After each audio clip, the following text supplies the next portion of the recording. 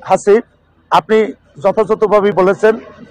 আসলে পটুয়াখালীতে শত শত কিলোমিটার গ্রামীণ সড়ক, গ্রামের মানুষের স্বাভাবিক চলাচল, তাদের জীবনমান উন্নয়নের জন্য সরকার এই রাস্তাগুলোকে তৈরি করে দিয়েছে এবং এই রাস্তাগুলো মেরামত এবং উন্নয়ন কাজ অব্যাহত রেখেছে। প্রতি বছর কোটি কোটি টাকা বরাদ্দ হয়, অথচ এই কাজগুলো যথাযথভাবে হয় না, এমনই অভিযোগ করছেন এলাকাবাসী। আমি বিভিন্ন এলাকায় ঘুরে দেখেছি যে রাস্তাগুলো এমনই অবস্থা যে এই রাস্তাগুলো দিয়ে মানুষের স্বাভাবিক চলাচল তো দূরের কথা, কোনো যানবাহনও চলাচল করতে পারে না। বর্ষা মৌসুমে এই রাস্তার অবস্থা এমনই হয় যে রাস্তায় লোকজন চলাচল একেবারেই বন্ধ হয়ে যায়।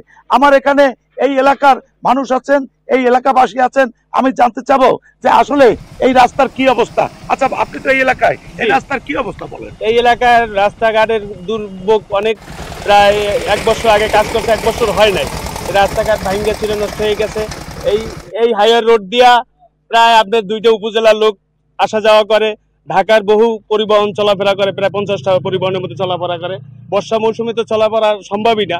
এখন শুকনো সিজনে আমরা এলাকাবাসী কিছু উদ্যোগ নিয়ে সুটকি, তারপর গাছ, বিভিন্ন কিছু দিয়ে মোটামুটি কায়দায় চলাফেরার মতো একটু পরিবেশ তৈরি হয়েছে। আচ্ছা, এই এই এমন অবস্থা যে এই বিভিন্ন এলাকায় তারা মানুষরা, তাদের দাবি একটাই যে যে কাজটুকু হবে সেই কাজটুকু যেন যথাযথভাবে প্রাকৃতিক ব্যয় ধরে যে কাজটি করা হয়, সেই কাজের যে মান নিয়ন্ত্রণের বিষয়টি আছে সেটি যেন যথাযথ কর্তৃপক্ষ যথাযথভাবে তদারকি করেন। আমার কাছে এই ছিল এখনকার মতো। পরবর্তীতে আবার কোনো সংবাদে যুক্ত হতে পেলে আপনাকে জানাবো।